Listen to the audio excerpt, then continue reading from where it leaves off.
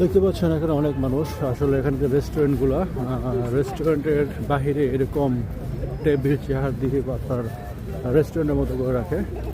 এটা আসলে বেসিক, এটা রোমানিয়া একটা কালচারই বলা চলে। এটা মূলত সামার সময় বেশি হয়, যদিও আজকে ওটা খুব ভালো, অনেকটা সামারের মতো মনে হচ্ছে।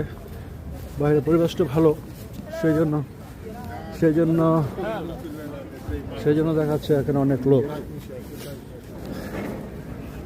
তো এগুলো সামারের সময় দেখা যাচ্ছে যে রাস্তাঘাটে বড় থাকবে টেবিলের চেয়ার, মানুষের সমাগম থাকবে এবং মানুষের কারণ আসলে হাঁটাই দুষ্কর হয়ে যাবে।